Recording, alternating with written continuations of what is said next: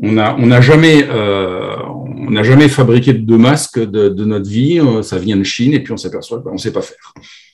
On développe des filières très, très rapidement. Les ingénieurs y ont pris leur place, bien évidemment. On a besoin d'acier, de composants électroniques. Tout le monde en a besoin au même moment, donc les prix, les délais sont devenus délirants. Puis on a besoin de pétrole, de gaz, de blé. On s'aperçoit que les producteurs majeurs, ils sont en guerre. Donc, tout ça, c'est le fruit de 50 ans de désindustrialisation, puisque l'industrie manufacturière représente plus que 10% de notre PIB. Donc, maintenant, moi, je vais vous donner un exemple très concret dans mon entreprise. Moi, je fabrique actuellement des machines de chauffage industrielles. Donc, j'ai un métier d'assemblage, donc je conçois mes machines. Et après, j'assemble des composants qui ont été achetés. Moi, j'ai des fournisseurs allemands, suisses, italiens, espagnols, qui eux-mêmes, pour la plupart, ne fabriquent pas chez eux, mais fabriquent dans les pays de l'Est ou en Chine d'ailleurs. Et en fait, là, je n'ai pas de fournisseurs français. Bon, ça interroge quand même quelque part. C'est pas qu'ils sont pas bons, c'est pas qu'ils sont chers, c'est qu'il y en a pas. Voilà. Donc, je crois qu'on pourrait faire aussi le constat pour un certain nombre d'autres industries. Et donc, il faut prendre conscience de la vulnérabilité de notre industrie et du modèle économique qu'on y a associé. Et le Made in France, on parle beaucoup du Made in France actuellement, ça ne doit pas être seulement un effet de mode, mais ça doit être une véritable tendance de fond. Et là, c'est pour notre indépendance, c'est également pour préserver les emplois, pour maintenir et élever notre niveau technologique. Et là, à nouveau, il nous faut des ingénieurs capables de concevoir des produits, et des produits de plus en plus de haute technologie, et construire des usines également. On l'a vu, construire des bouts d'usines pour faire des masques. Ça, c'est très ponctuel, mais d'une manière générale, c'est une lame de fond. On se demande si on ne va pas remettre en Europe, je n'ai pas dit en France, mais en Europe, des fabriques de semi-conducteurs, par exemple. Là, s'il y a un mouvement de fond qui est en train de se créer et qu'il faudra maintenir. Et là, vraiment, on a besoin des ingénieurs. Et on les a, ces ingénieurs, puisque notre système de formation, il est très réputé, il est réputé comme l'un des meilleurs, et maintenant, il faut poursuivre ce mouvement-là. Alors, c'est pas tout, mais les ingénieurs, il faut également leur donner, les jeunes diplômés qui sortent des écoles, il faut leur donner aussi le goût de l'industrie. Moi, j'ai été frappé très récemment, j'avais une visio dans le cadre d'une des écoles de la CCI. Il y avait un des administrateurs de cette école qui disait moi, j'ai des problèmes pour recruter dans mon entreprise, une entreprise industrielle. Alors, pas loin de chez moi, chez les arts et métiers de Châlons, mais ils viennent plus, ils veulent tous aller dans la banque, dans la finance. Alors, je ne sais pas si c'est un propos un petit peu excessif qu'il disait, mais c'est vrai que quelque part, il faut travailler sur l'attractivité des entreprises en général et du monde industriel en particulier pour les jeunes diplômés, les jeunes ingénieurs. Leur montrer que l'industrie, c'est pas ce qu'on a connu à l'époque, c'est pas Zola. On parle maintenant d'excellence industrielle, là où on parlait je vais remonter 100 ans en arrière, on parlait de taylorisme, maintenant on parle d'excellence industrielle. Là, on parlait de rendement, on parle maintenant de performance, et puis c'est pas que du vocabulaire, c'est réellement ce qui se passe avec Industrie 4.0, qui en est un exemple, les programmes Industrie du futur, tout ce qui tourne autour de la numérisation des process, c'est vraiment un autre monde qui est en train de se créer pour la technologie et pour les ingénieurs. Alors, pour tout ça, il faut gagner la compétition par rapport à des pays qui fabriquent à des coûts plus bas que les nôtres, notamment les coûts salariaux. Alors, pour gagner cette compétition, ça se fera en étant performant, en maîtrisant les organisations. On a en Aveyron, notamment, si on prend l'exemple du groupe Bosch, qui fabrique toujours pour l'instant des injecteurs diesel, ils étaient parmi une des usines les plus performantes de leur groupe, en comparant à des usines que Bosch avait, par exemple, en Turquie, donc des coûts salariaux moindres, parce qu'ils avaient optimisé une excellence industrielle très, très importante. Et là, il y avait effectivement là encore, on est dans le métier de l'ingénieur, travailler sur l'excellence industrielle. Et puis, puisqu'on parle de Bosch, on va parler des défis futurs, de nouveaux métiers qui n'existent pas, qui sont en train de se créer. On va parler de l'hydrogène, on va parler de ces choses-là. Et là, c'est pareil, les ingénieurs vont être amenés à travailler sur des métiers du futur et sur des métiers qui n'existent peut-être pour certains pas encore et qui vont se développer. Donc l'ingénieur, là, il a son sens. Il est dans l'anticipation, il est dans l'adaptation, il est dans la résistance au changement et puis il est dans la résilience. C'est un terme qui est très à la mode mais qui est très important. on a des contraintes, on a des crises, et bien, il faut s'adapter, il faut aller de l'avant. Pour finir, je voulais un petit peu insister sur les PME et TPE. Quand les ingénieurs ils sont à l'école, on leur parle beaucoup des grands groupes industriels. Alors, ici, dans la région, on a Airbus, bien évidemment. Ils vont entendre parler de Stellantis, la Peugeot, Citroën. Ils entendent parler de Sanofi. Ils vont parler de tous ces fleurons économiques. Et puis, derrière, il y a la PME, la TPE, et qui ont également besoin d'ingénieurs. Donc, sur des fonctions techniques, bien évidemment, hein, mais également du fait que l'ingénieur, a priori, c'est le profil idéal pour diriger une entreprise et pour reprendre une entreprise. Ça, c'est un petit peu mon vécu en tant qu'élu de chambre de commerce, qui fait dire qu'on a de grosses problématiques de reprise d'entreprise qui se posent. Hein. Il faut que ces entreprises, au départ de leurs dirigeants, elles résistent, elles continuent à exister. Et pour ça, c'est un enjeu majeur, hein, puisqu'il faut pérenniser ces entreprises pour pérenniser leur savoir, leurs produits et les emplois qui vont avec.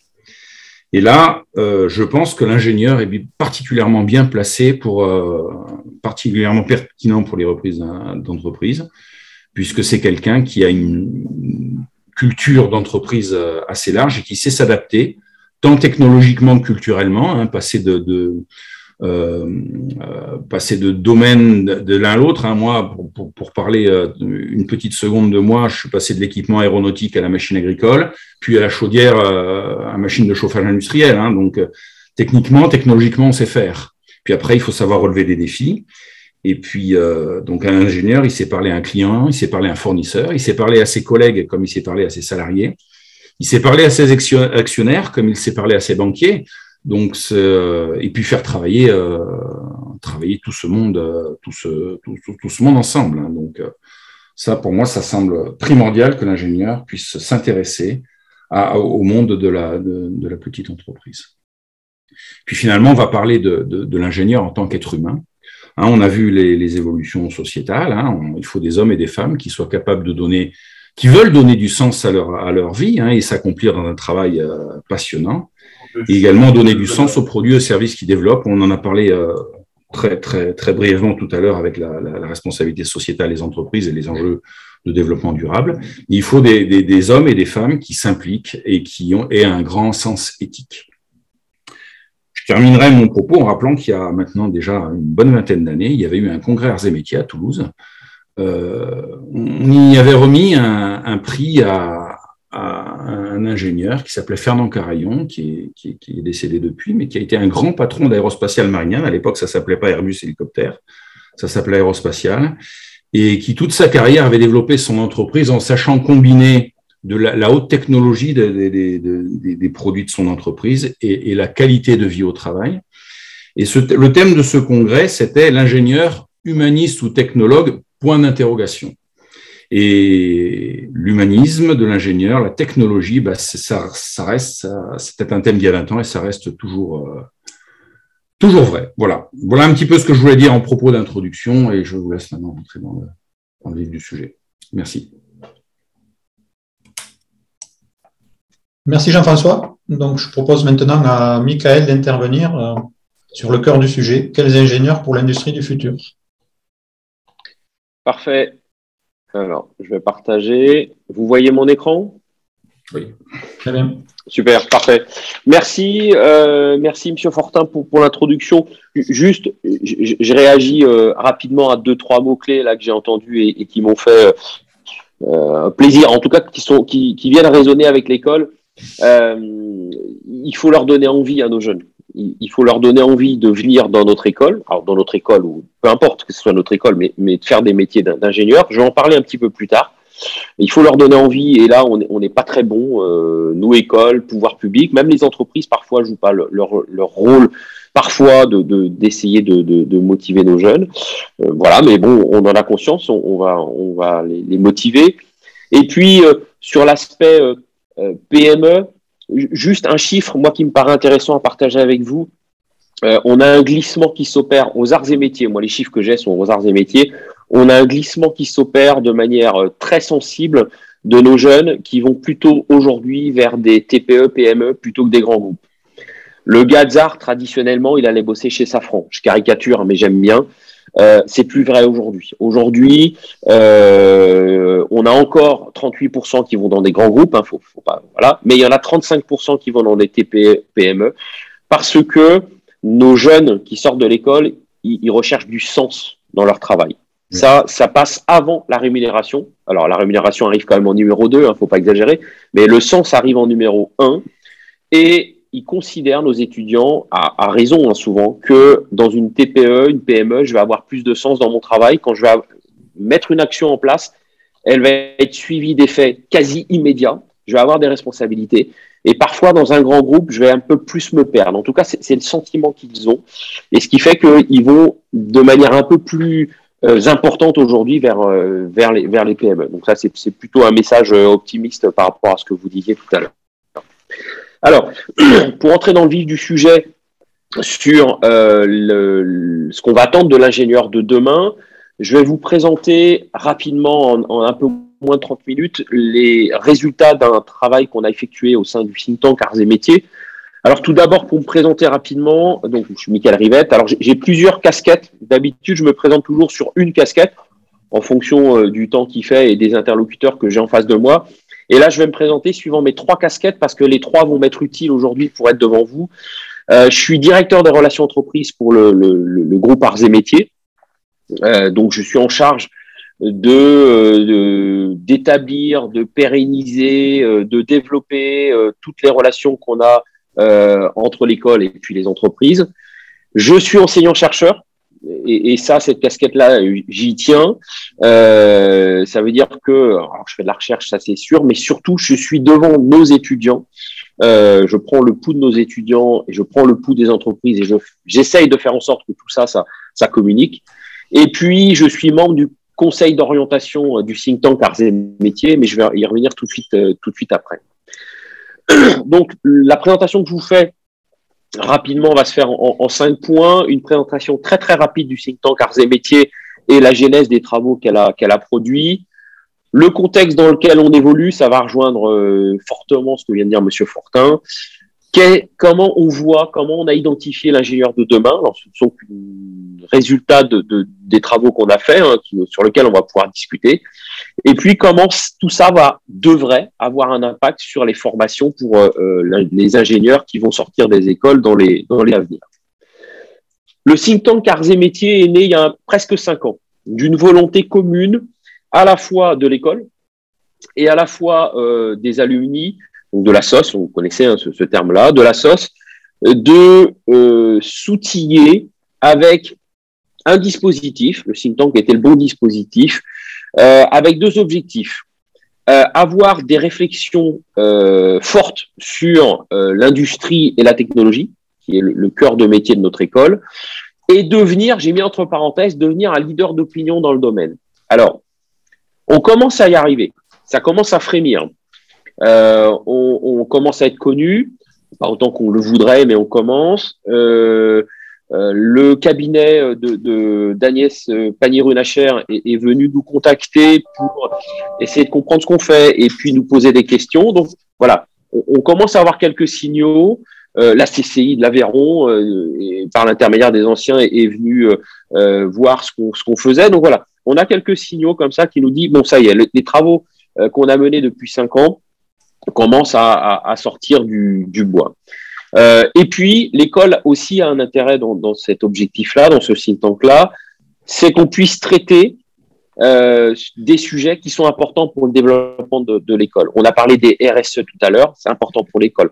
On va parler de l'ingénieur de demain, c'est important pour l'école qui doit former des ingénieurs employables par les industries. Donc tout ça, c'est intéressant.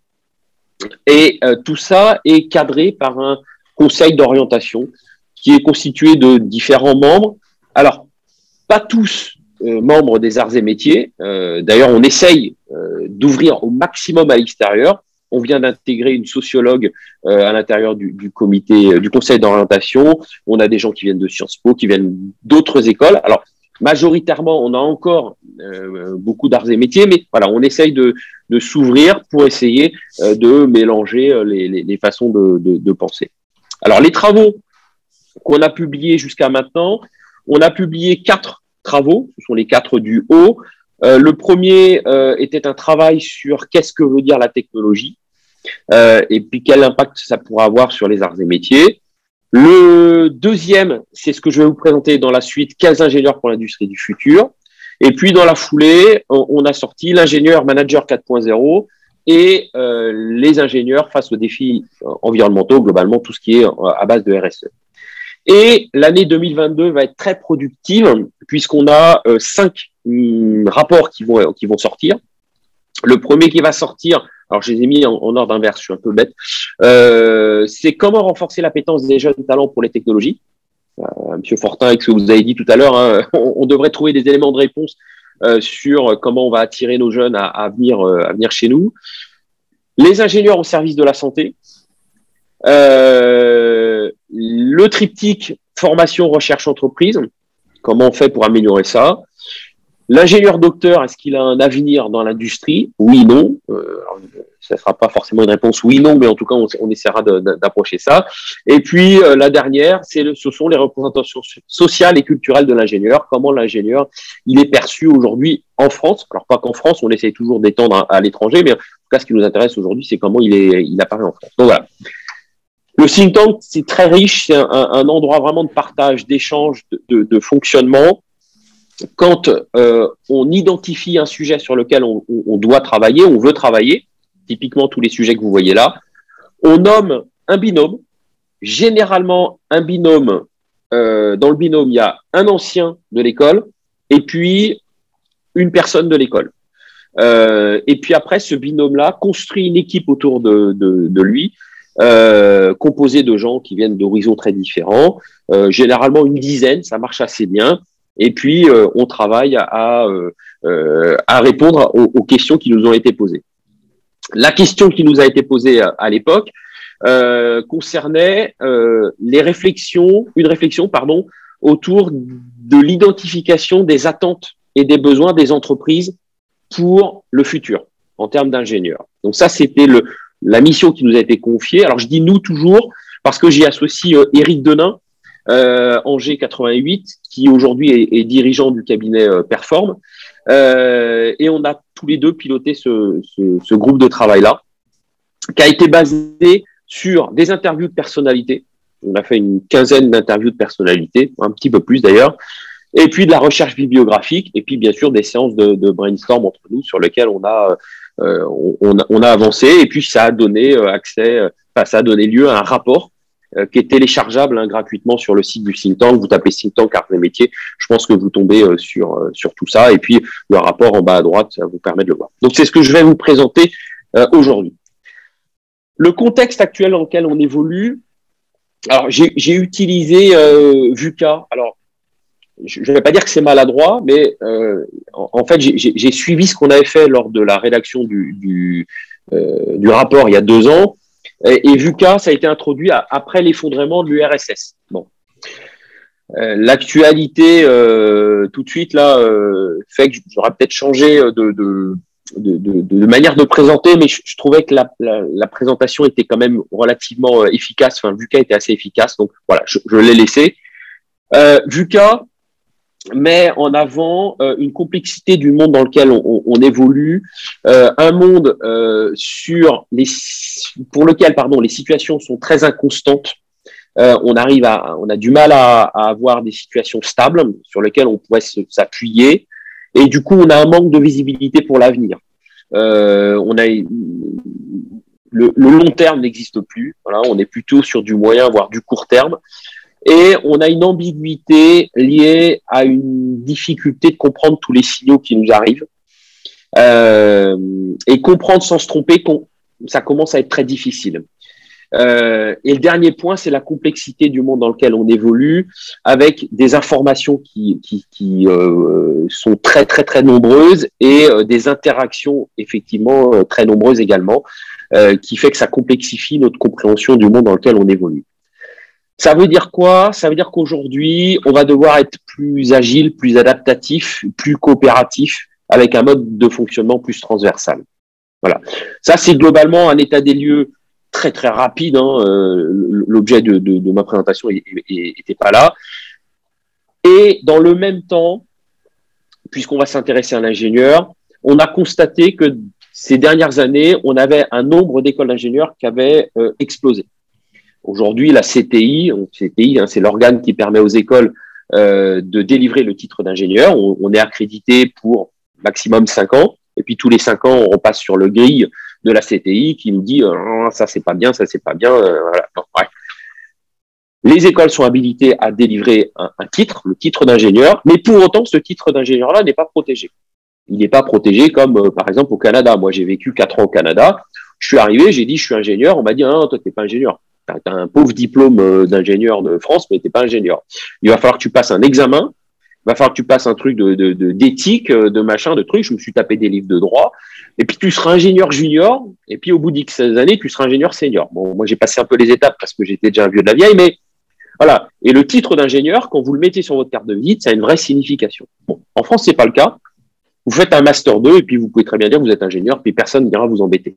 Donc, le vocable d'ingénieur, il est super large. Et puis, même en admettant qu'on le restreigne un petit peu, le terme d'ingénieur, voilà, on peut être ingénieur en chimie, on peut être ingénieur dans les finances. On parlait tout à l'heure, M. Fortin disait qu'il y a des gazards qui vont dans la finance. Ils vont dans la finance, ils font du très bon travail parce qu'ils ont une vision très transverse. C'est pour ça qu'ils vont là-dedans. Ça reste des ingénieurs, mais effectivement, le travail n'a plus rien à voir. Alors, malgré ces visions très, très, très différentes, le rapport, l'interview, les interviews qu'on a fait, la recherche bibliographie nous a permis d'identifier 10 caractéristiques attendues ou 10 facteurs différenciants de l'ingénieur de demain. Donc, ce sont ces caractéristiques-là que je vais vous présenter en les détaillant un petit peu. Donc là, voilà, vous les avez à gauche, hein, je peux vous les lister très rapidement, vous savez lire plus vite que moi. Je vais les détailler par la suite. Donc, le socle scientifique, le fait qu'un ingénieur doit faire des raisonnements robustes, qui doit être agile, qui doit comprendre le numérique, initié à la culture du risque, avoir une approche système, savoir générer de la valeur, les humanités, M. Fortin en parlait tout à l'heure, être communicant et puis avoir un comportement éthique. Voilà ce qui est ressorti.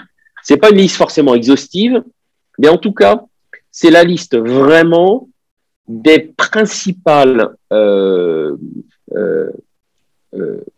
compétences ou attendues que les entreprises nous ont signifiées sur l'ingénieur de demain.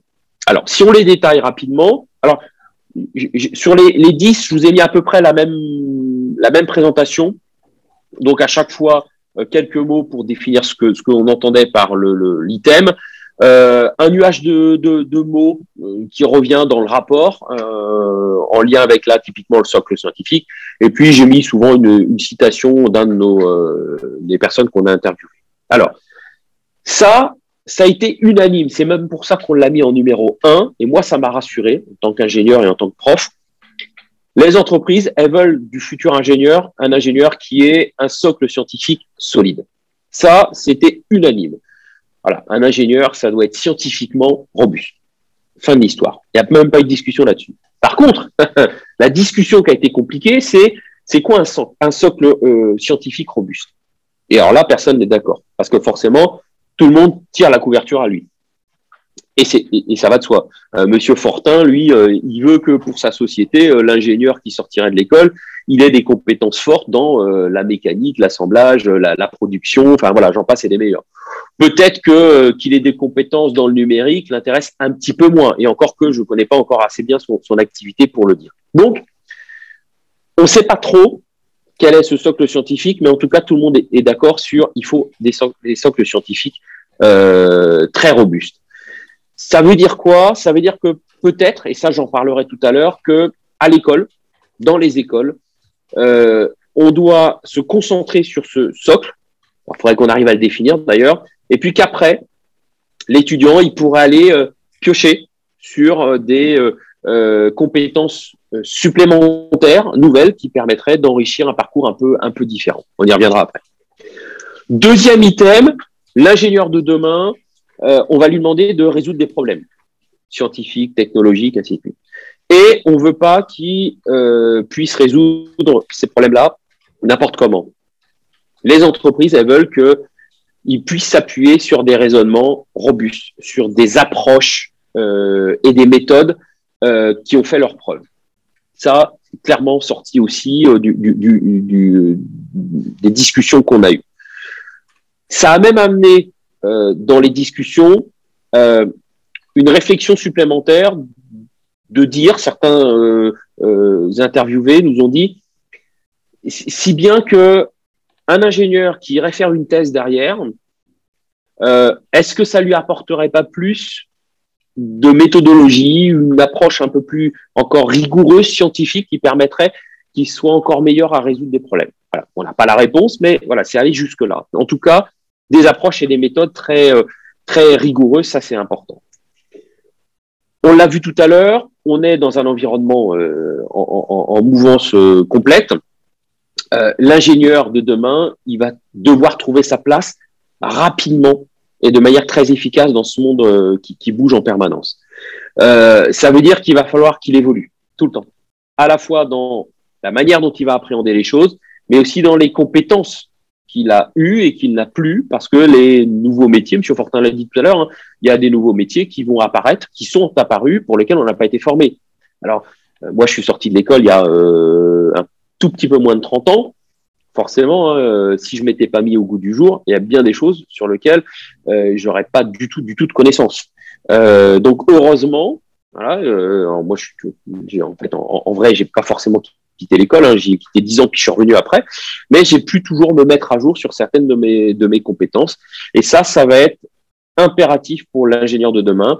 La formation tout au long de sa vie va devoir faire partie intégrante de la manière dont il va comprendre les choses. Le numérique, on est en plein dans la 4e révolution industrielle. Le numérique a fait une entrée fracassante. L'ingénieur de demain va devoir, à un moment donné, avoir été à un moment donné confronté à ces aspects du numérique. Alors, quand je dis numérique, hein, c'est très large, hein, d'accord. Ça englobe tout un tas de choses, mais vous comprenez le principe. Ça veut dire que alors ça a été assez violent, hein, mais vous voyez la citation, si l'ingénieur n'est pas formé au digital, il va être bloqué dans ses évolutions. Bon, c'est peut-être faire fi de sa capacité d'adaptation, mais en tout cas, il est vrai que demain, l'ingénieur et puis aux arts et métiers, hein, nos étudiants sont confrontés aux aspects de modélisation numérique, de digitalisation, de modélisation, de réduction de modèles et ainsi de suite, parce que voilà, ça va faire partie de son quotidien. Malgré tout, on est conscient à l'école que l'industrie 4.0, c'est pas encore pour toutes les industries. Que quand on interroge les entreprises, elles ne sont pas toutes au 4.0 et que parfois c'est même pas tout à fait nécessaire encore, ou que parfois elles n'ont pas eu encore la capacité d'y passer. Donc voilà, c'est aussi dans cet accompagnement des entreprises que nos jeunes doivent être formés pour justement quand ils vont arriver les faire progresser sur ces sujets-là si ça fait partie de la volonté de l'entreprise. La notion du risque aussi est apparue comme quelque chose d'important. On a relevé que les clients, quels qu'ils soient, hein, qu'on soit dans le B2B, le B2C, les clients n'acceptent plus les défaillances, quelles qu'elles soient. Les pannes, c'est quasiment banni du vocabulaire. Mais ce qui fait que parfois, on a oublié de prendre en compte qu'il y avait toujours des risques, qu'il y avait le risque de panne, il n'était pas écarté parce que juste on ne voulait plus le voir. Et donc, il fallait le prendre en compte. Et ça a été un peu minimisé ces dernières années. Et les entreprises qu'on a interrogées nous ont dit il faudrait vraiment que dans les écoles, nos ingénieurs, nos futurs ingénieurs soient vraiment formés à cette culture du risque, que vous leur expliquez comment on va aller faire des approches statistiques. Ça, on le fait encore. Mais voilà, quid des assurances, quid des réglementations et ainsi de suite. Donc là-dessus, il y a eu aussi une volonté de mettre ça en avant. Point suivant, le monde s'est complexifié, mais les produits se sont complexifiés, les services courants se sont complexifiés. Aujourd'hui, comprendre un moteur ou comprendre une montre, c'est super facile.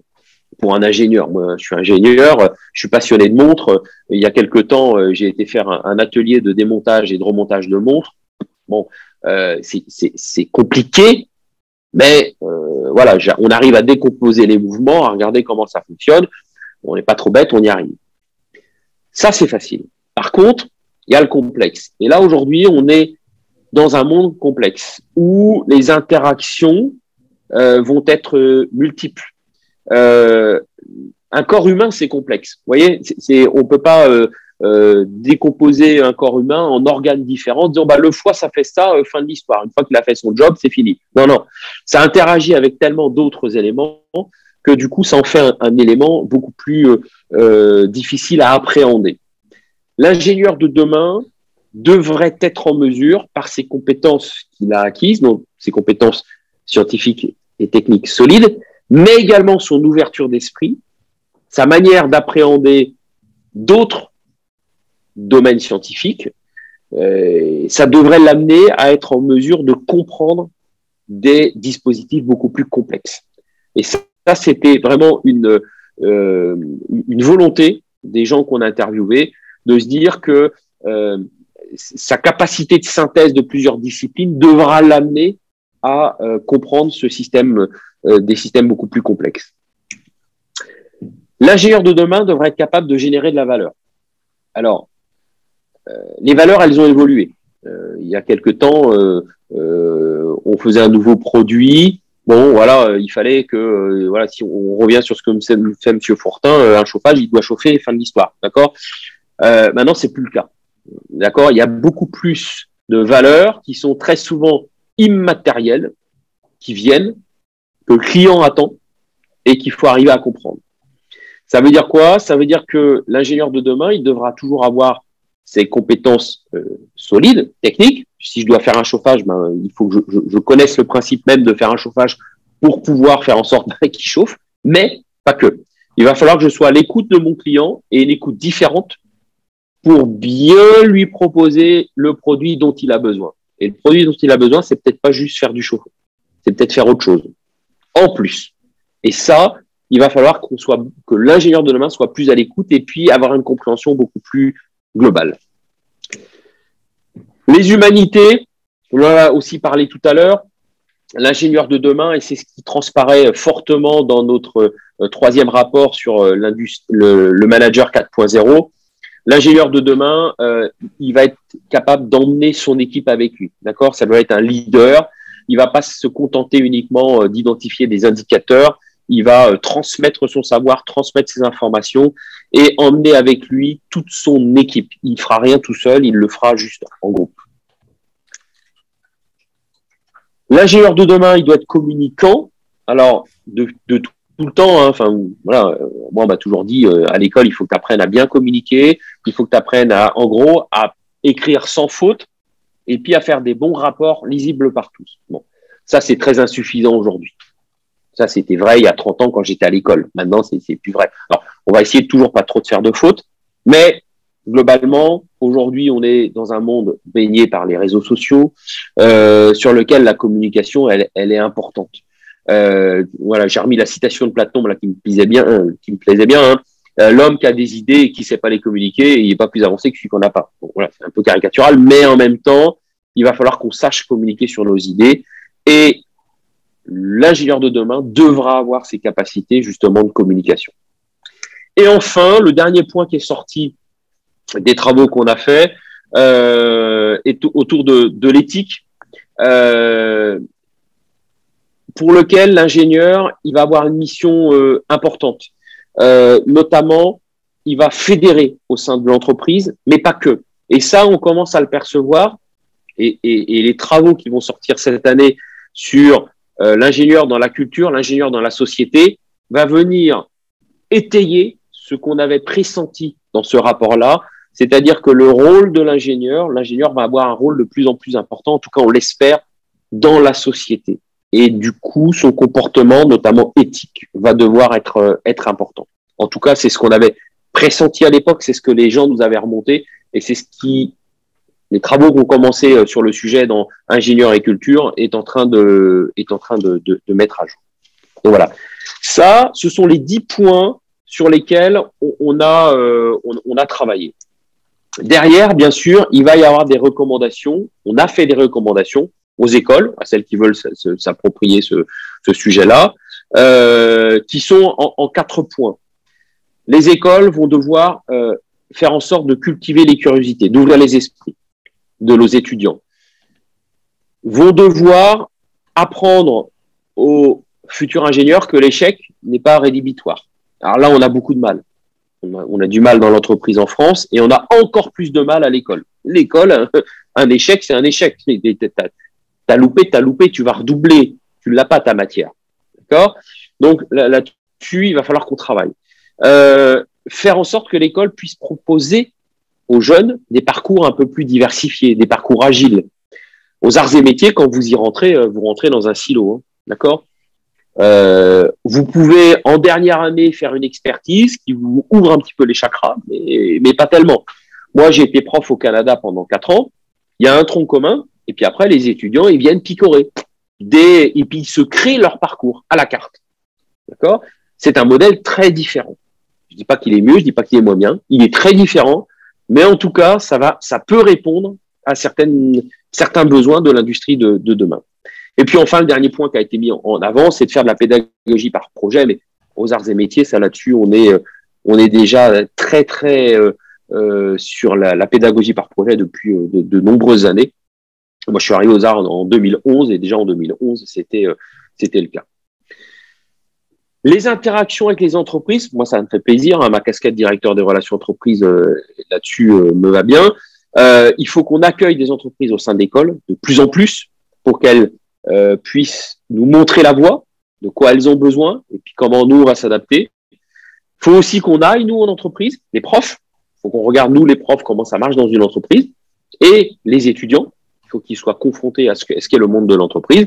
Et puis, bien sûr, on en a parlé tout à l'heure, la formation continue tout au long de la vie. Je finirai par les 2 dernières slides. Ce sont les propositions qu'on a fait à la fois entreprise, école, et puis on verra après pour les étudiants et puis pour les politiques. Pour les entreprises,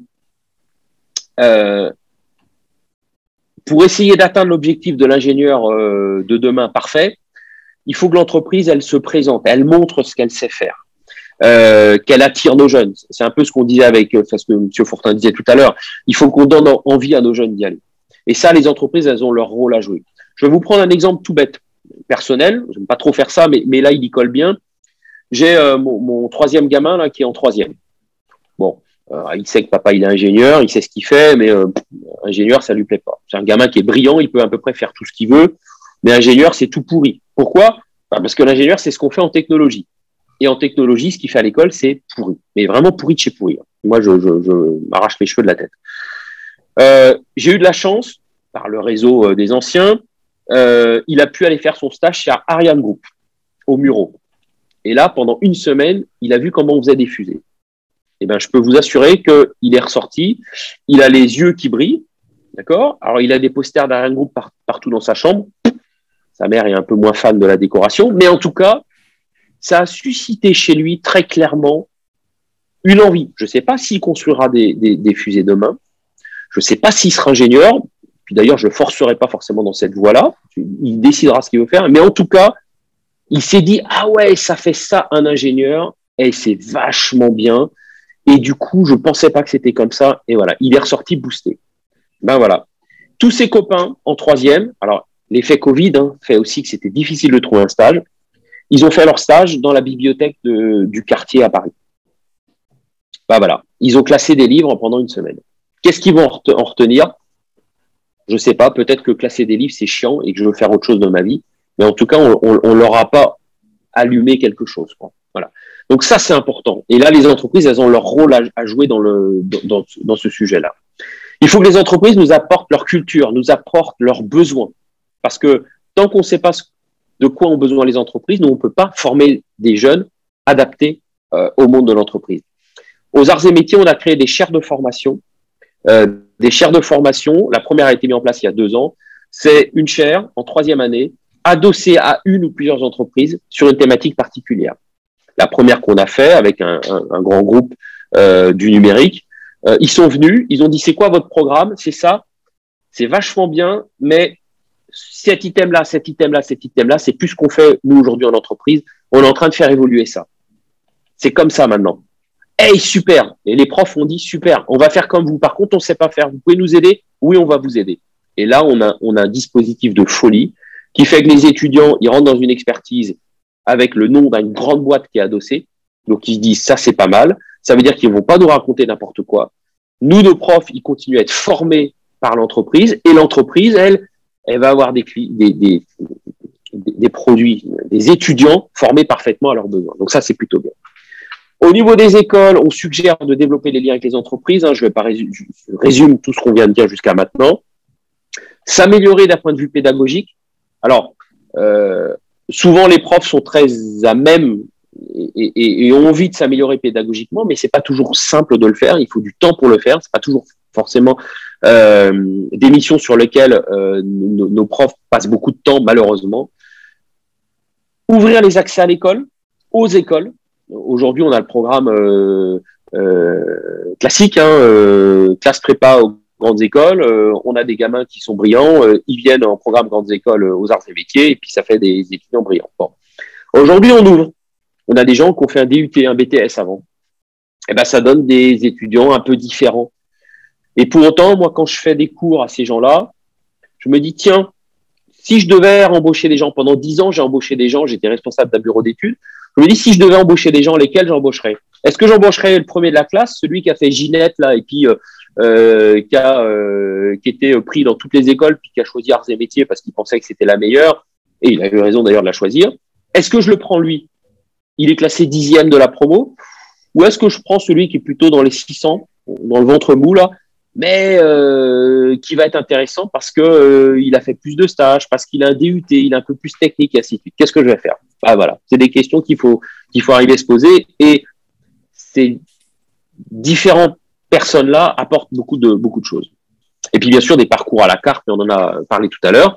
Et enfin, je finis sur les étudiants. On leur suggère d'être vraiment acteurs de leur parcours, c'est-à-dire de se prendre en main dès l'entrée à l'école. C'est ce qu'on fait aux arts et métiers. Ils ont une formation spécifique sur le sujet.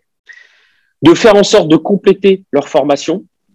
L'école leur apportera pas tout. Derrière, aller faire une année de césure. Derrière, aller faire les scouts là pendant 5 ans. Aller faire une action humanitaire dans je ne sais pas quel pays. Voilà, ça va développer aussi votre manière d'être, votre manière de penser. Ça va être super bien pour vous. Et enfin, les pouvoirs publics, c'est faire en sorte que ils puissent présenter la filière des ingénieurs comme quelque chose qui fait rêver les jeunes. Aujourd'hui, un ingénieur, ça fait pas rêver. Thomas Pesquet, il fait rêver les jeunes. D'accord? Un ingénieur, il fait pas rêver les jeunes, même un ingénieur connu. Alors, peut-être, j'ai oublié son nom, là, notre patron de chez Tesla, là. Ah, il fait peut-être un peu rêver les jeunes. Mais le patron de Stellantis, le patron de Ariane Group, le patron de... Nos jeunes ne le connaissent pas déjà.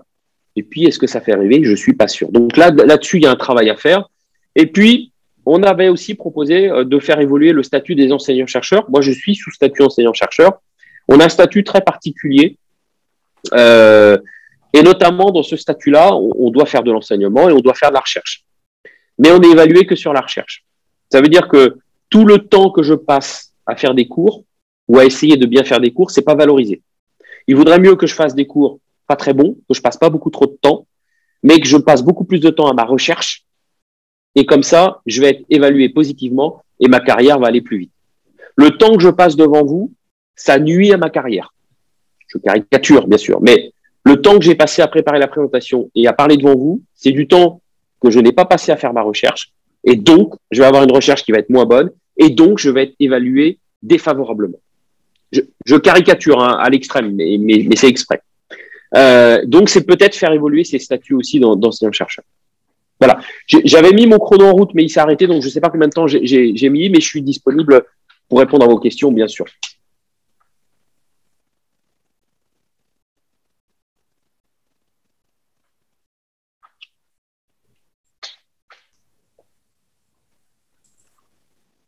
Bruno Pérille, CCI du Tarn. Moi, je rebondis un peu sur ce que vous aviez dit au début par rapport à l'enseignement technologique.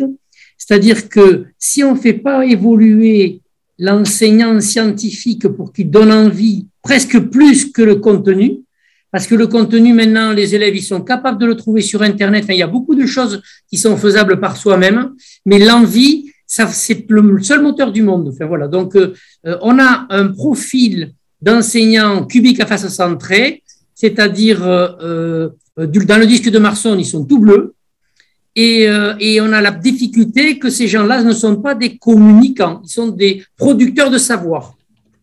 Et si on veut que plus de personnes aillent vers les lignes, je ne sais pas s'il y a on compte le nombre de gens qui vont dans les études scientifiques proportionnellement aux années précédentes, mais je ne suis pas certain qu'avec la nouvelle position des jeunes qui est sur le sens, ils évoluent autant vers les sciences qu'avant. Enfin, voilà, je pense qu'on risque d'avoir à un moment une problématique qui est que comme ils ont à avoir le choix, comme vous disiez au Canada, maintenant c'est un peu la même chose en France, entre faire des maths, de la physique, de l'histoire et de l'anglais, eh bien il y en a qui vont prendre non pas maths, physique, mais que maths, et puis anglais, et voilà. Et peut-être qu'ils font un peu informaticien après, mais le souci qu'on va avoir, c'est la connaissance générale, c'est-à-dire qu'on risque d'avoir des gens qui sont à moitié scientifiques, et parce que on a eu un professeur entre les deux qui était pas bon. C'est bête à dire, mais il y en a plein qui sont coincés un peu par des choses comme ça. Donc le niveau de capacité à communiquer chez les enseignants est déterminant. Je suis d'accord avec vous, mais c'est très global. La réforme du bac qui a eu lieu il y a 3-4 ans, là on va commencer à récolter les premiers effets. En fait, comme vous disiez, on a des étudiants qui ont fait un choix. Alors les premiers, ils ont fait un choix un peu stratégique en disant bon, ok, le bac S avant c'était quoi? Bon, c'était physique maths. Bon, je vais refaire le modèle du bac S et puis je vais prendre physique maths. Voilà. Donc sur les 2 premières promos, bon, ça s'est pas trop vu. Mais maintenant, ça commence à se voir. Il y a des gens qui vont prendre des choses très différentes. Et notre vivier de recrutement, il est en train de diminuer. C'est la raison pour laquelle Blanquer est intervenu, je ne sais pas si vous l'avez entendu, il y a quelques semaines, en disant tout compte fait, je vais peut-être remettre la partie maths là un peu obligatoire quand même, parce que du coup, j'en ai pas assez qui prennent. Voilà, bon, il adapte le système, mais on s'y attendait un petit peu quand c'est sorti. Notre directeur général, il est monté au créneau en disant attention. Et puis l'association des profs de classe prépa, ils sont montés au créneau aussi en disant attention, on va avoir des jeunes qui vont faire des choix, on leur laisse, mais nous, on ne pourra pas prendre n'importe qui en classe prépa. S'ils n'ont pas fait maths physique ou maths quelque chose, là, c'est mort. Voilà, donc, voilà, on a ces effets-là. On a la même chose au niveau des entreprises de production. Pour avoir un peu plus d'élèves qui viendraient faire de la production, il faudrait arriver à les convaincre ou à leur montrer un peu plus l'entreprise avant la 3e. Parce que sinon, une fois qu'après ils sont passés, ils vont ailleurs parce que il y a eu 50 ans de communication qui n'étaient pas forcément très judicieuses et qui ont détruit l'image de l'industrie. On est d'accord. Oui, et puis voilà ce que vous disiez, M. Fortin, tout à l'heure, l'industrie, l'entreprise, c'est plus de là, quoi. Ça n'a rien à voir. On a signé un partenariat avec l'école, avec un groupe agroalimentaire. Donc, jusqu'à maintenant, on ne signait pas des partenariats avec des groupes agroalimentaires parce qu'on a peu d'étudiants qui y vont. Et puis, on a signé un partenariat avec une entreprise qui fait des fromages, les Caprices des Dieux. Et ils nous disent, mais nous, qu'on fasse des Caprices des Dieux, des voitures, c'est pareil. Nous, on utilise des robots, on utilise des moyens de production super haut niveau, on utilise de la gestion de données à haut niveau, de l'intelligence artificielle. Voilà. Donc, et là, les étudiants, ils font, ah ouais, mais c'est vachement bien, en fait. Bah ouais, ok, tu fais du maroilles, tu fais pas un moteur de voiture, mais la technologie, elle est pas loin. Et en fait, ils ont eu un vrai succès quand ils sont venus. C'était sur le campus de Lille. Ils ont eu un vrai succès quand ils sont venus. Et il y a plein d'étudiants qui se disent, je vais peut-être aller bosser chez eux. Parce qu'ils ont donné envie. Il y a d'autres sujets complémentaires aussi par rapport à ce que l'on a vu qui m'ont travaillé. C'était la veille et la questiologie. Donc, la veille par rapport à la mise en place d'outils qui permettent de veiller sur ces technologies, des choses comme ça, que je n'ai pas forcément vu apparaître et qui me paraît important, parce que vous disiez difficulté d'analyser les signaux faibles. Et les signaux faibles, ils sont quand on fait une veille, on ne les voit pas. C'est-à-dire sur une année de suivi de veille, on va voir passer 3, 4, 5 idées qui vont permettre de modifier son produit de façon un peu intelligente. Ça, c'était une première peut-être complémentaire. Et une autre qui était la questiologie. On pose 15% des questions que l'on pourrait poser. Apprendre à poser les questions, Einstein disait, je passerai 95% de mon temps à définir la question et 5% à la résoudre. Ce travail-là, est-ce qu'on l'a perçu, abordé par rapport à l'ingénieur? J'en ai un dernier qui est la psychologie. Notamment, je parlais tout à l'heure du disque de Marston, c'est-à-dire que chacun a plus ou moins des caractéristiques particulières, plutôt carré, plutôt ouvert énormément vers l'extérieur, et comme on ne peut pas être tout, les différents profils que l'on va avoir amènent ensuite les déformations entre guillemets que l'on rencontre dans les structures. Par exemple, pour des structures d'accompagnement financier que l'on trouve dans la région, ils sont très carrés, mais la vision globale n'est pas là des fois quand on est trop carré. Et donc, cet impact des profils peut-être pourrait faire partie du contenu.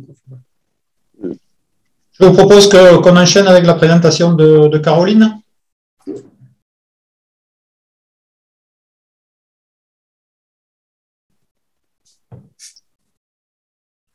Ok, donc bonjour à tous. Je vais partager à mon tour mon écran.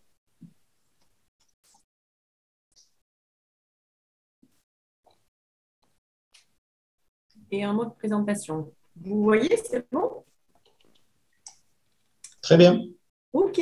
Donc, le sujet dont on va parler là, il s'inscrit dans la continuité de ce qui a été abordé jusqu'à présent, puisqu'on va se poser la question de comment concrètement faire pour recruter un ingénieur, et notamment en PME, avec un focus un peu sur les bonnes pratiques. Donc, je suis, moi, Caroline Cambon, je suis dirigeante du cabinet Realis, qui est un cabinet de conseil en management des ressources humaines. Je suis basée à Toulouse et j'ai créé ce cabinet en 2008. On a des activités qui sont en majorité liées au recrutement et à l'approche directe, ou à la chasse de tête. On fait également du conseil, mais en management des ressources humaines. Je suis également coach professionnel, donc j'accompagne les individus et les équipes. Et puis, on est organisme de temps de compétences et on fait un tout petit peu de formation. Alors, sur la partie de recrutement, à peu près 70% des recrutements que nous gérons se font sur des postes d'ingénieurs ou de managers d'ingénieurs, que ce soit pour des PME industrielles ou des plus grands groupes. Alors, je vous ai cité quelques-uns des métiers et on va retrouver des métiers d'ingénieurs qui ne sont pas forcément associés à des domaines techniques, même si, notamment sur la fonction d'ingénieur achat, on peut trouver des personnes qui ont la double compétence et qui vont acheter des produits techniques et qui donc vont se servir de leurs compétences scientifiques et techniques, mais dédiées à des métiers plus commerciaux.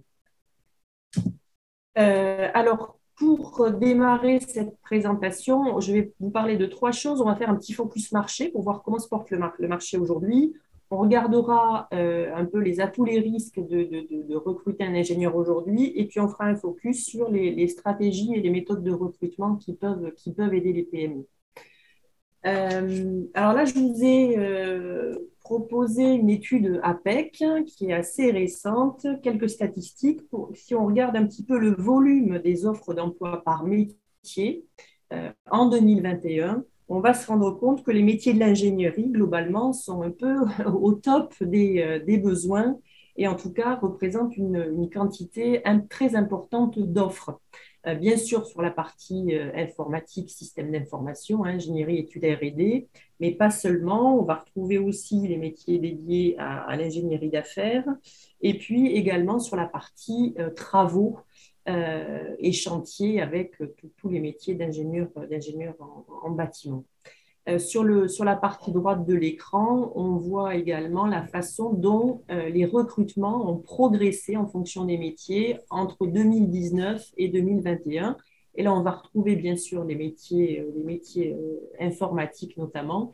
Et puis, on voit aussi monter tout ce qui va être lié à l'ingénierie énergétique et environnementale pour faire le lien avec les transformations dont nous parlions au départ.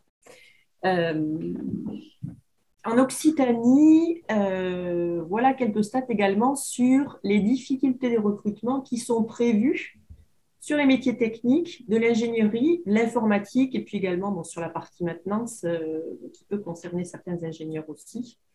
Donc, on voit là, bien évidemment, que beaucoup de métiers liés à l'ingénierie, on prévoit des difficultés de recrutement qui sont assez importantes et notamment sur la partie ingénieur cadre d'études, R&D et puis sur la partie informatique.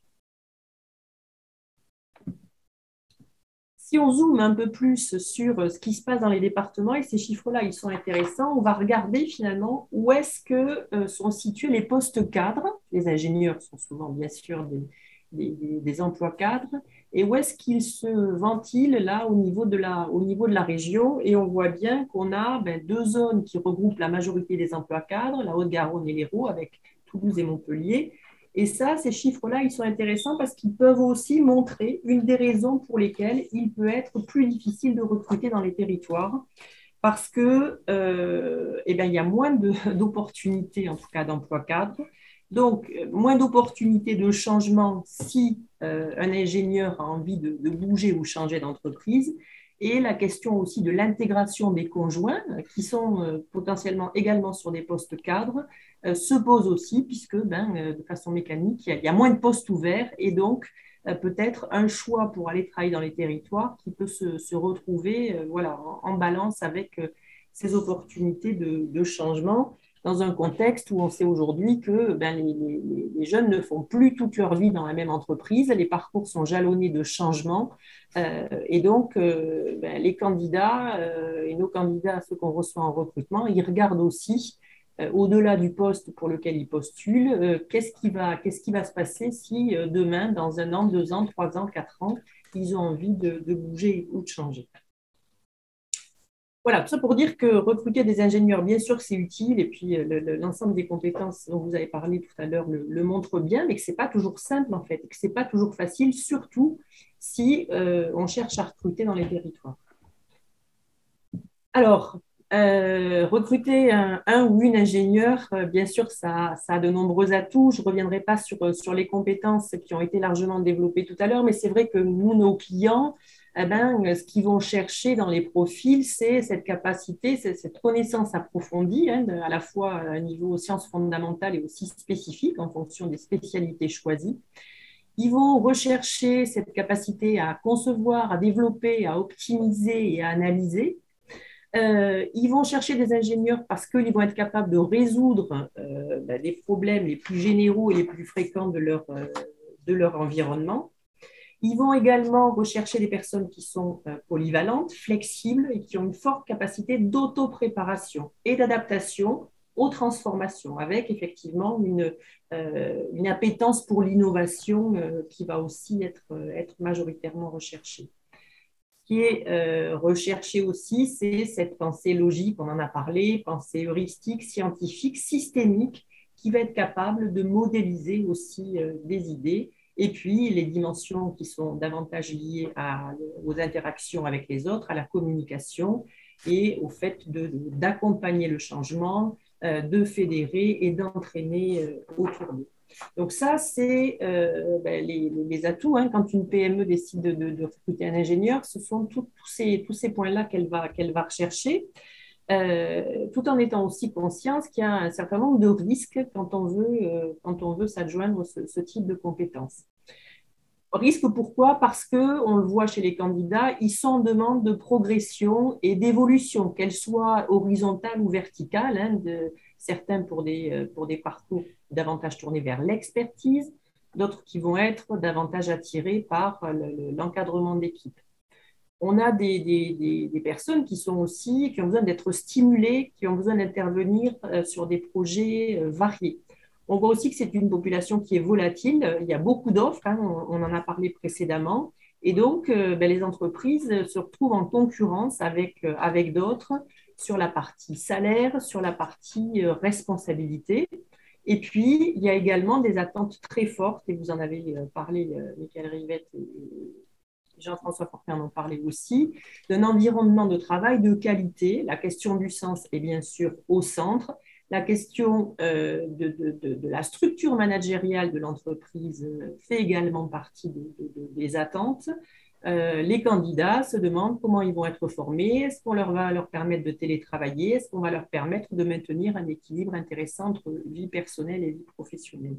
Et ça, bien sûr, on va le retrouver de façon un peu plus prégnante pour les profils les plus jeunes et ceux qui sortent des écoles, qui ont, on va dire, moins tendance à tout vouloir donner à l'entreprise avec vraiment cette envie de maintenir un bon équilibre vie personnelle, vie professionnelle. Donc, comment faire quand on est dirigeant d'une PME de 10 personnes et qu'on a envie de recruter un ingénieur? Il y a beaucoup d'offres, il y a de la concurrence, il y a des attentes fortes en termes d'entreprise. Comment avancer sur ces recrutements?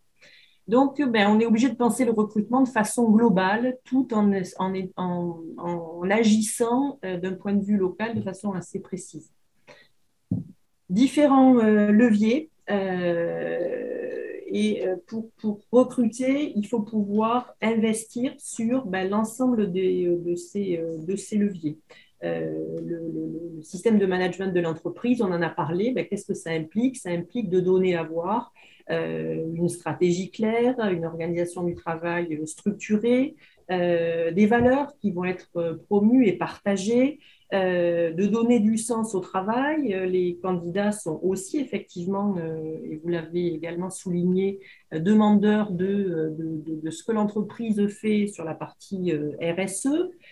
Ils vont être aussi en demande d'un système de management qui favorise la co-construction, un management qui est participatif, avec un certain nombre d'outils qui sont mis en place, entretien annuel, entretien professionnel. Ce n'est pas toujours évident en PME d'avoir ces systèmes de management qui soient tout à fait toujours bien installés.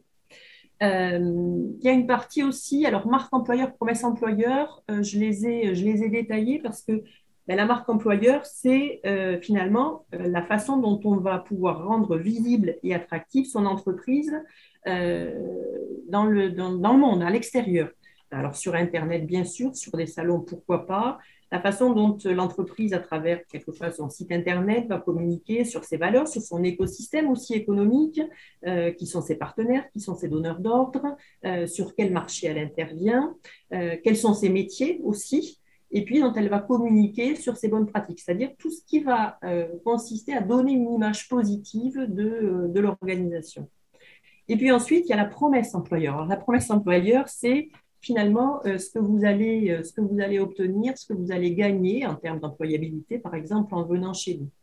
Donc là, on va retrouver le fait de pouvoir communiquer sur le sens des missions proposées, sur les perspectives de formation, d'évolution quand il y en a, sur le package salarial qui doit être cohérent et avec ce qui se pratique sur le bassin d'emploi ou sur le métier.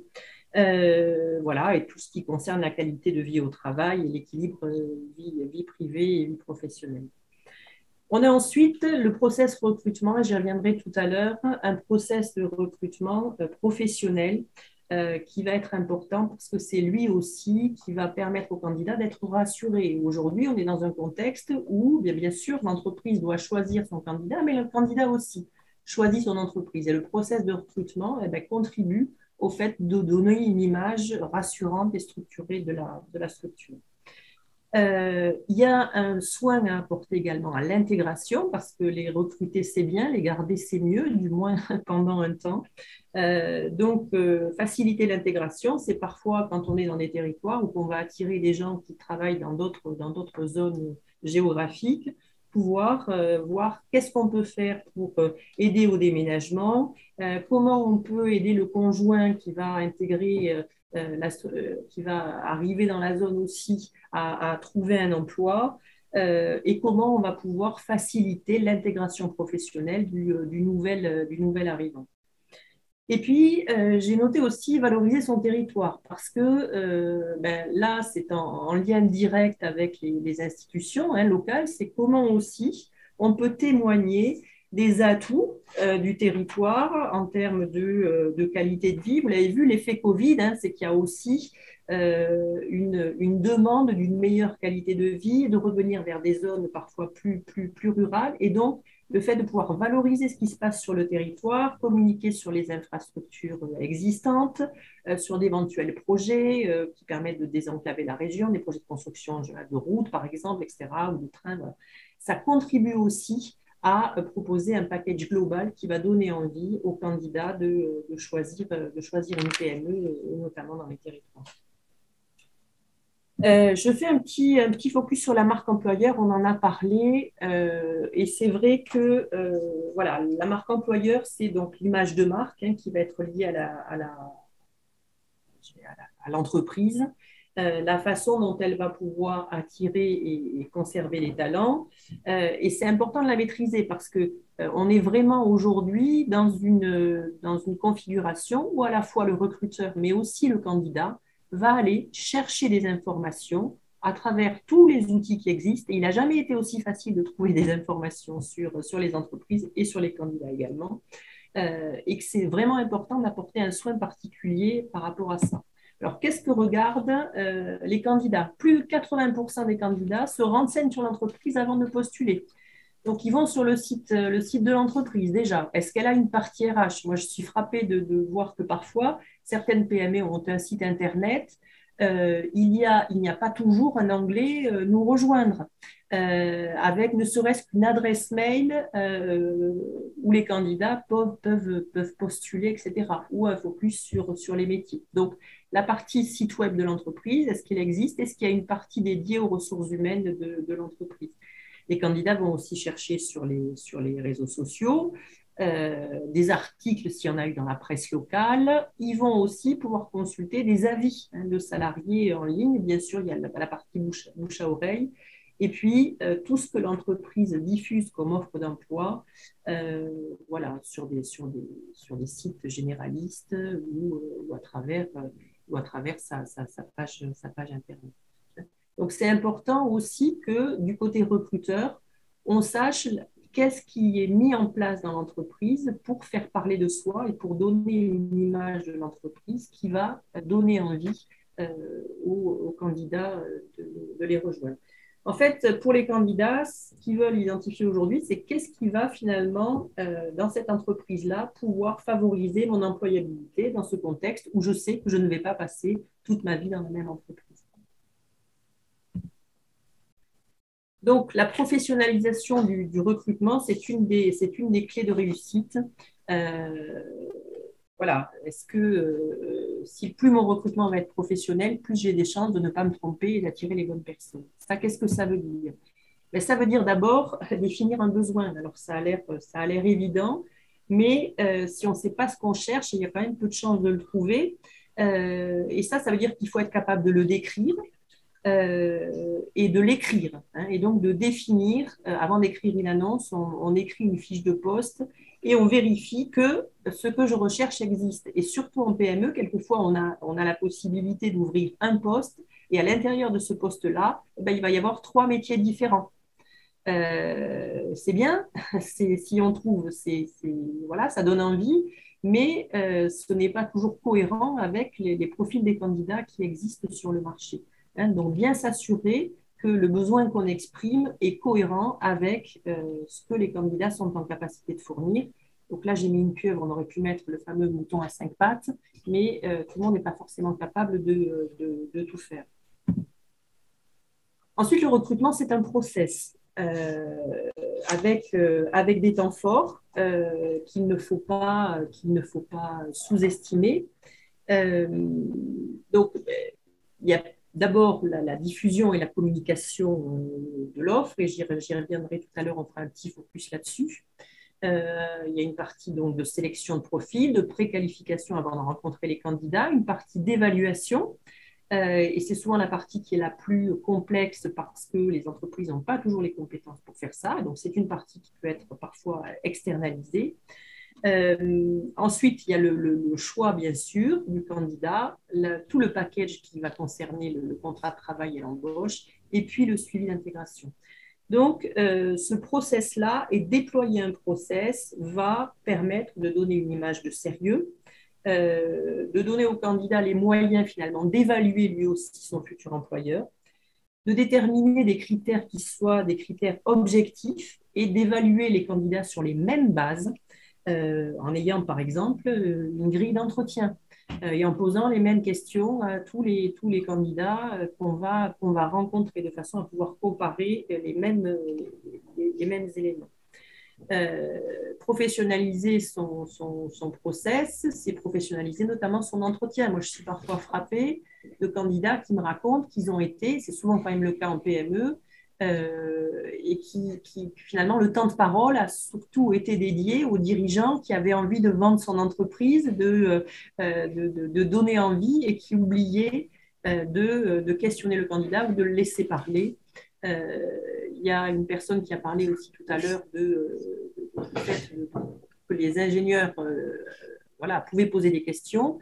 Et donc, le process permet aussi aux candidats de poser des questions sur l'entreprise, de poser des questions sur son système de management, sur sa stratégie, sur sa vision, la vision du dirigeant à moyen ou à long terme, etc. Donc, tout ce process-là, il est important de le professionnaliser. Si on regarde un petit peu la question du sourcing, le focus sur le sourcing, il est important parce qu'on va voir que pour susciter des candidatures, il faut là aussi regarder un petit peu tout ce qui est possible de faire et activer idéalement toute ou bonne partie de ces leviers-là. Alors bien sûr, le plus classique, c'est la diffusion de l'annonce. Hein. Il faut qu'elle soit claire, bien rédigée et diffusée sur des job boards qui soient adaptés. C'est peu coûteux comme dispositif. Ça peut être gratuit, même parfois, il y a beaucoup qui sont gratuits, la PEC notamment, ou Indeed pour les profils cadres. Ça nécessite peu de temps. Par contre, on n'a pas toujours des profils qui soient très qualifiés. Il y a tout ce qui va concerner les réseaux personnels dans l'entreprise et les réseaux sociaux professionnels. Donc, ça peut être entretenir son réseau, des anciens de son école, des clubs d'affaires, des partenaires, diffuser l'offre auprès de ces réseaux-là et sur les réseaux sociaux professionnels comme LinkedIn, qui est particulièrement adapté pour les profils d'ingénieurs. La question des candidatures spontanées. Quelquefois, on n'a pas de besoin au jour J, on reçoit une ou deux candidatures, on n'a pas de besoin, on met la candidature dans la corbeille. Et peut-être que ça vaut le coup aussi de se poser la question de la façon dont on gère ces candidatures spontanées, dont on les entretient, dont on les intègre peut-être à un vivier, de façon à pouvoir les réactiver au moment où le besoin se fait jour. La cooptation, ça c'est un dispositif qui est très intéressant parce que ce sont les salariés qui sont eux-mêmes les ambassadeurs de leur propre structure. Il y a des entreprises qui proposent une récompense aux salariés qui cooptent et qui permettent le recrutement d'un collaborateur. Ensuite, on a l'accès à des CVTech. Certaines sont gratuites, certaines sont payantes. Donc, les budgets peuvent être là aussi un peu différents. On peut accéder à des profils qui sont qualifiés. Donc, c'est une source de candidature qui peut être supplémentaire. La difficulté, c'est que c'est souvent assez chronophage en fonction des moteurs de recherche. On peut avoir aussi quelquefois y passer beaucoup de temps. Bien sûr, le contact avec les écoles. Il ne s'agit pas juste de diffuser une offre d'emploi à une école, mais ça peut être aussi le fait d'accueillir des alternants, d'accueillir des stagiaires, de proposer des interventions dans des forums métiers, par exemple, de proposer des visites d'entreprise, tout ce qui va permettre de créer du lien et de créer un pont entre l'école et les besoins des entreprises. C'est une façon de se faire connaître aussi auprès des étudiants, auprès des professeurs et de développer son réseau professionnel.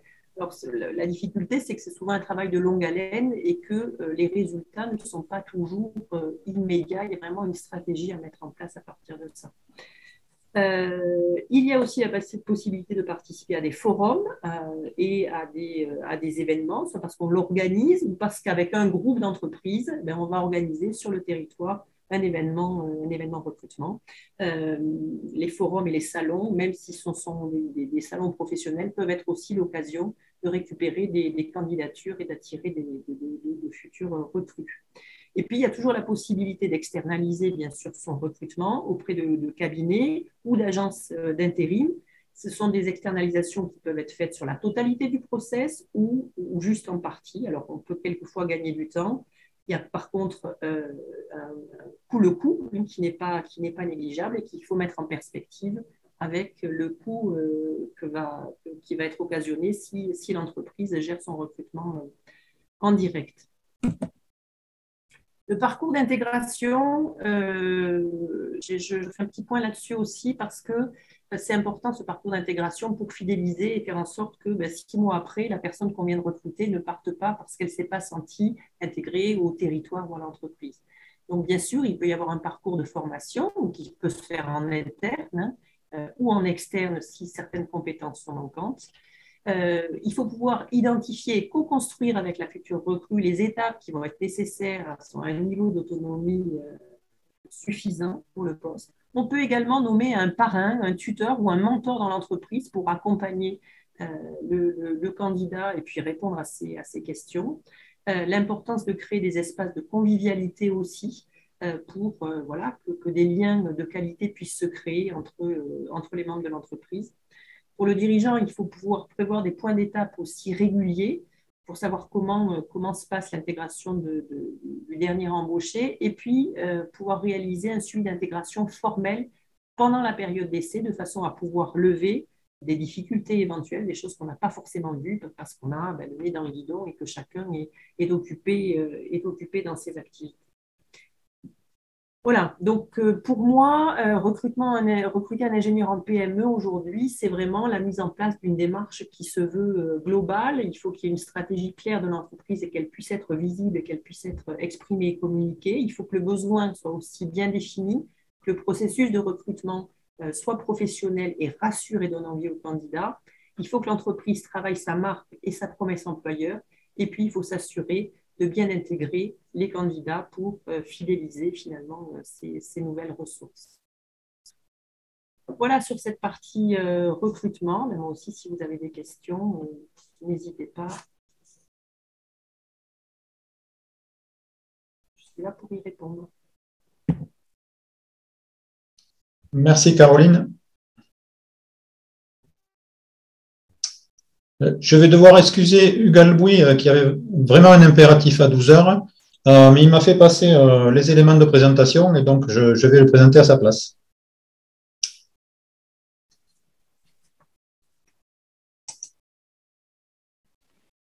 Juste le temps que la présentation arrive. Caroline, j'aurais juste une question sur le schéma que vous avez présenté du nombre d'offres, le bassin d'emploi là qui était plutôt centralisé sur les 2 villes. Est-ce que ce sont des offres qui manquent ou des candidats qui manquent sur ces périodes-là, sur ces zones-là? En gros, est-ce qu'il y a peu de recrutement dans ces zones-là parce que je voyais l'Aveyron, par exemple, ça devait être 1 ou 2%. Est-ce que c'est parce qu'il y a très peu d'entreprises qui cherchent à embaucher des ingénieurs ou parce qu'il y a très peu d'ingénieurs qui veulent aller bosser là? Non, ce sont les postes cadres qui existent en fait. Ah, d'accord. Donc les postes, ok, d'accord, les postes cadres. Et ces postes-là, est-ce qu'ils sont pourvus facilement? Eh bien, pas toujours. Moi, dans mon expérience à moi, c'est compliqué d'attirer parfois en région.